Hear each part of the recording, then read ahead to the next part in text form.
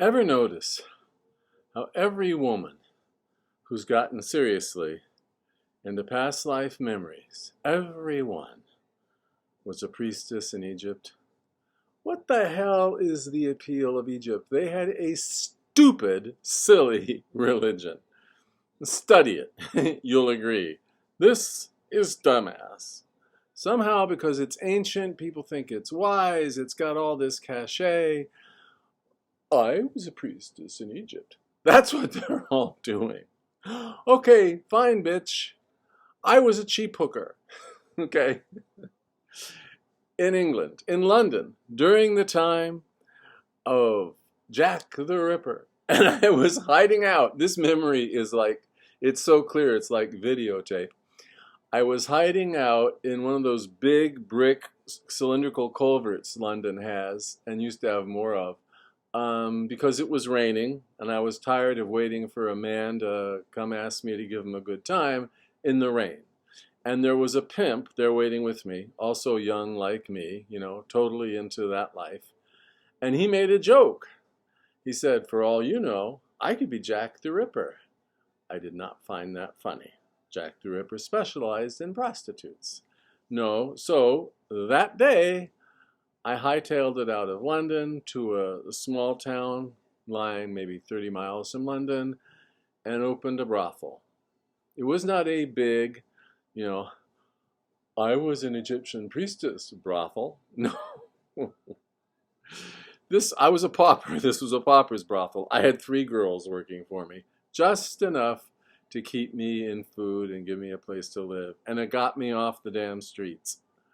So, my whole life for thousands of years has been like that. I've been scuzzbuckets, criminals. I know one time for sure when I was a murderer and the guy did me no wrong. I belonged to a cult which told me to kill him, and so I did. And this was on ship. We were both sailors. The crew and captain found out that I was the one who killed him, tied chains around my ankles, and threw me overboard. And that's my last memory from that life, is drowning, my lungs filling with water. In therapy, I coughed all that back up. I had a whole session where I was releasing past life death traumas. What do you call it when that's your history? You call it the low road. I went on the low road. 5,000 years ago, I had completed a cycle of lives which had an overall purpose, which I fulfilled and was very happy with. It was time to consider my strategy for the next cycle of lives, and I chose the low road. Not a popular choice, but it's one with peculiar advantages. You take the high road and I'll take the low road, and I'll be in Scotland afore ye. For me and my true love will never meet again on the bonny, bonny banks of Loch Lomond. And that's where I wanted to get, Loch Lomond, with my true love. And I'm getting there. See, here's the advantage of the low road. First, you got to know the way up is down. If you want to be exalted, you got to go low. That was the path every saint and Messiah in history took. They all did the extremely unpopular thing. Jesus went so far as to get nailed to a cross for it. All right? That's the approved. No pain, no gain. You see, lives are like the weights that a muscle builder lifts. Okay? Nobody wants to lift weights. But you want better chest, better pecs, better forearms, all that stuff. You lift the damn weights, all right? You tell your trainer what specific muscle group you want to work on and how and what result you want for it, and he lays out for you, the path. The weights you have to lift, the exercises you have to do, how much, how often, when. You follow his instructions, boom, you look like dynamite. Okay?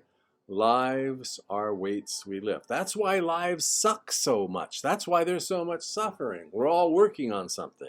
A lot of us need to become more patient and understand when patience is not the correct option. So we choose a life of frustration, a life of disappointment, a life of betrayal. I chose every nasty thing that happened to me in this life before birth for very specific reasons. I chose them clinically, surgically. Okay? This has not been an easy life, for very good reasons. I had a very ambitious goal, and this is the last life, or nearly the last life, of that cycle of low road. Now here's what it bought me. Leonard Cohen sang once, you know the song. I won't sing it. Maybe I will. Okay. Ring the bell, ring the bells that still can ring. Forget your perfect offering. There is a crack in everything. That's how the light gets in. Well, that's how the light gets in. All those 5,000 years of cracks, I leak Reiki through all of them. What's Reiki? It's a healing energy, but it's a hell of a lot more than that. It can also create out of thin air, all right? I'm an infinite Reiki channel. That's what I bought with my 5,000 years of low road. And with that Reiki, I am now building a miraculous next life. You see, here's the thing. A wise man said once, the child inherits everything from the parent. We're God's children. Okay? That's just a fact. So, what do we inherit as his children? Well, what is our Father? Our Father is a God, and he created a universe which he takes care of. We become gods. Create universes and take care of them. I think that's one way the multiverse expands. A way that quantum mechanics will never understand or predict. So, this life was the first of 3 phases I'm going through towards divinity, godhood. Now, there you have it. I have just stated what must logically be the single most grandiose claim a person can make. Okay? Following only after, I am God already. I'm not saying that. I am definitely not God. But I'm saying it's his plan for me to become one. I've gone through enough. I'm ready for takeoff. Now, it's a long way away. The next phase of this process is going to last 200 years. And I will carry the consciousness from this life from here forward. In my next life, I'm going to remember everything from this life, videotape memory, not the vague kind of little bits and pieces you get in past life memories. Because I'm going to incarnate, I believe, into a grown adult human body and carry into it all my memories, all my strengths, everything I learned in this life. Okay? And that's a lot. You want to become a god, what else are you going to do? And then there's some third phase after that that I know nothing about, except that divinity comes partway through it. I know that much. This next section, which is going to start, well, I'm dying in about 3 months. 3 months and a few days. After this body dies, this one here, I'll be moving into, a grown body. I think a woman, well, actually an 18-year-old girl with some sort of facial deformity, serious facial deformity. That'll be interesting.